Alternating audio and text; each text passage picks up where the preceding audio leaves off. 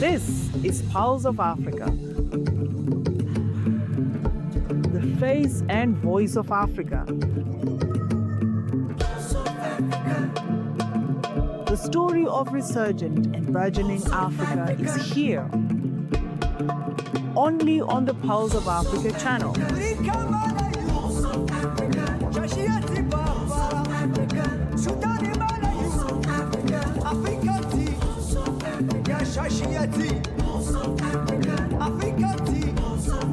Pulse of Africa, the face and voice of Africa.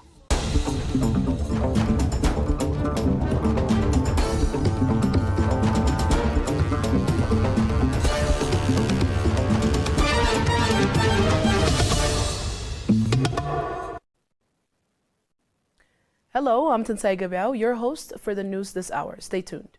We'll start with Turkish President and Sudan Sovereignty Council Chief in Ankara. Turkish President Recep Tayyip Erdogan met Sudan Sovereignty Council Chair Abdel Fattah al-Burhan at the presidential complex in Ankara on Thursday, holding closed-door talks followed by a working dinner with their delegations.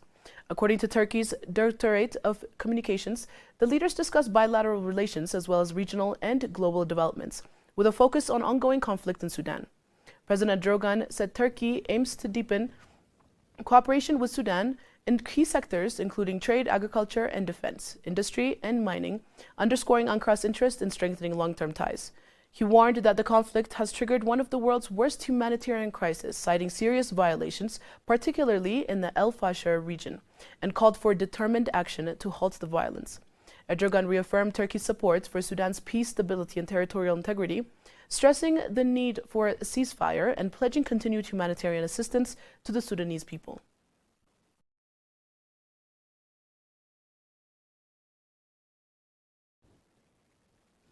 Nigeria's decision to publicly cooperate with the United States on airstrikes carried out on Christmas Day may have helped avert unilateral military action earlier threatened by U.S. President Donald Trump, security experts say.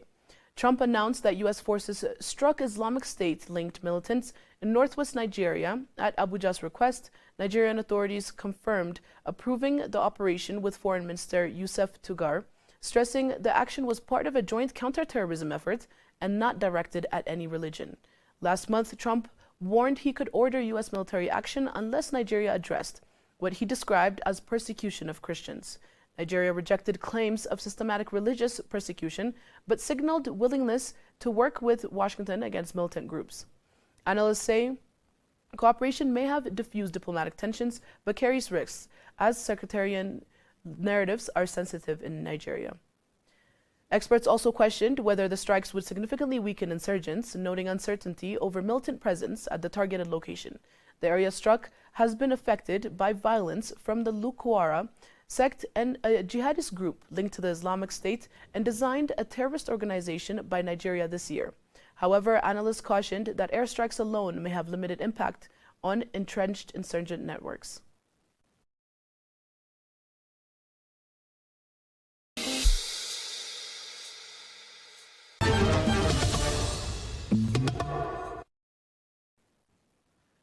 South Sudan's Minister of Livestock and Fisheries, Onotoye Adigo Naikwak, has called on countries in the Intergovernmental Authority on Development region to strengthen cooperation on livestock management, emphasizing the need for collective action on cross-border cattle movement.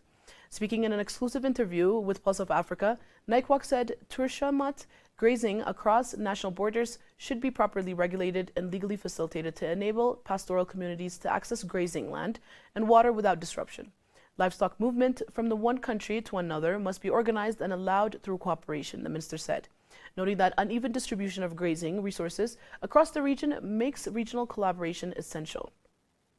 Naikwak stressed that no single country can address livestock-related challenges on its own and urged IGAD member states to share expertise and support one another. He cited Ethiopia's advances in livestock development as a model that could benefit neighboring countries, including South Sudan, through technical cooperation and knowledge exchange. The minister also highlighted the importance of developing livestock corridors, water points, and designated grazing areas to minimize losses and boost productivity. Improving planning, he said, would help headers sustain their cattle during difficult seasons while reducing conflict and preventable deaths.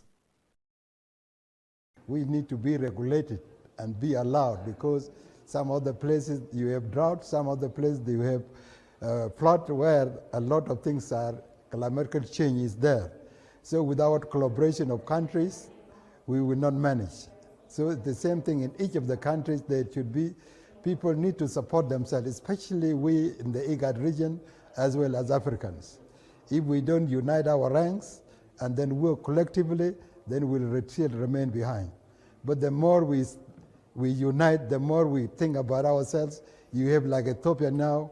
Ethiopia is advanced in keeping livestock, so they can even help other countries like South Sudan and so forth, so that people are able to cope up together instead of Ethiopia there and then South Sudan down here. There is a need for collaboration and to support one another. Capacity building was identified as another priority, with NICWA calling for enhanced training for livestock keepers, better veterinarian services, and stronger disease prevention systems to protect herds and improve livelihoods. He further appealed to regional governments and development partners to invest more in livestock development, underscoring that cooperation within IGAD and across Africa is vital for enabling pastoral communities to support themselves and contribute to the economic growth. NICWA concluded by emphasizing that unity and shared responsibility among African nations are key to strengthening the livestock sector and ensuring long-term sustainability for pastoralists across the region.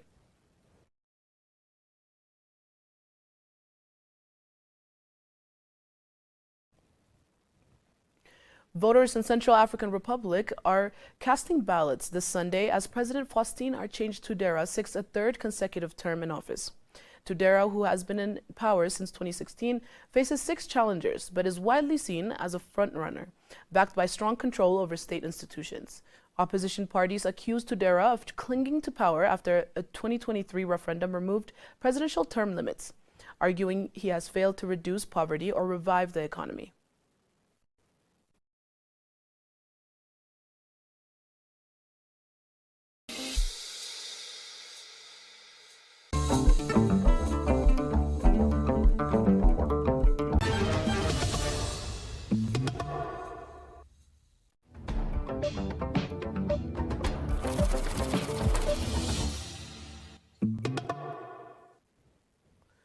Moving to business headlines, EcoBank Group has signed a memorandum of understanding with Bank of China, limited to deepen cooperation in trade, finance payments, and financial services supporting economic activity between Africa and China.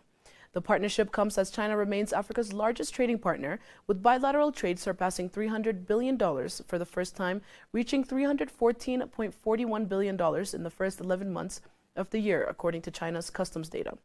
EcoBank Group CEO Jeremy Awari said the agreement reflects the growing scale of China-Africa commerce and the need for efficient financial infrastructure, noting the partnership will enhance trade finance, payments, and renminbi-based solutions across EcoBank's Pan-African network. The MOU builds on a relationship dating back to 2010 and includes plans to strengthen trade finance, cross-border settlements, renminbi services, knowledge sharing, and potential syndicated financing for projects involving Chinese stakeholders in Africa. EcoBank said the deal aligns with its broader strategy to reinforce Asia-Africa trade and payment corridors, supporting greater financial integration, economic development, and sustainable growth across the continent.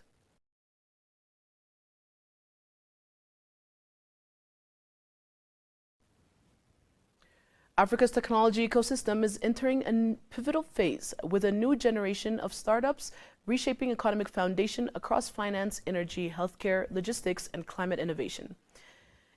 Insights from Bloomberg and Tech in Africa show founders building practical, locally grounded solutions that go beyond short-term fixes.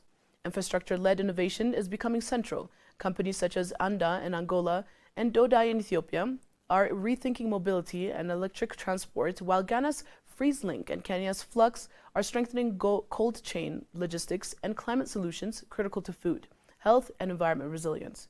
Fintech remains foundational, but is expanding in scope.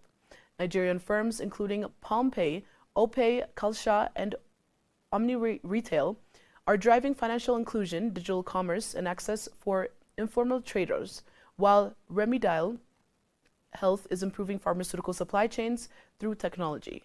Healthcare, energy, and climate solutions are also gaining momentum. Startups such as Envision It Deep AI, and Identify in South Africa are applying artificial intelligence and biometrics to healthcare access and data security, while Coolbooks, Plentify, and M-Copa are linking renewable energy to affordability and livelihoods. A defining trend is the growing geographic spread of innovation beyond traditional hubs. Startups from Angola, Ethiopia, Ghana, Senegal, and Zambia are joining Nigeria, Kenya, and South Africa, signaling a continent-wide shift toward resilient, interconnected systems driven by African ingenuity.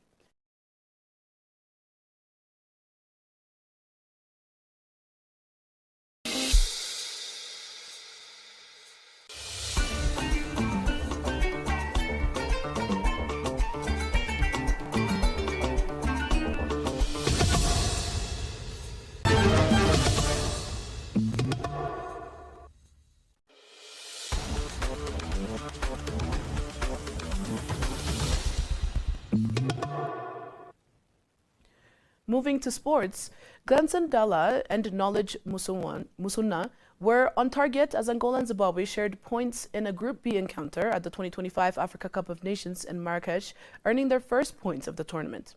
Angola took the lead when Dalla finished clinically from Carneiro's chipped pass, continuing his strong AFCON scoring record, but Zimbabwe responded just before halftime as Musuna showed his experience with a composed control and finish from Bill Antonio's pass.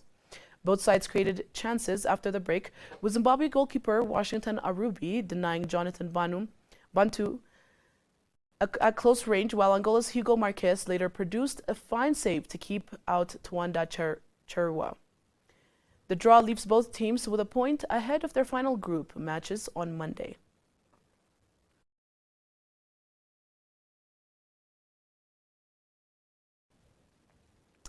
That concludes this hour's broadcast. Thank you for tuning in, and goodbye.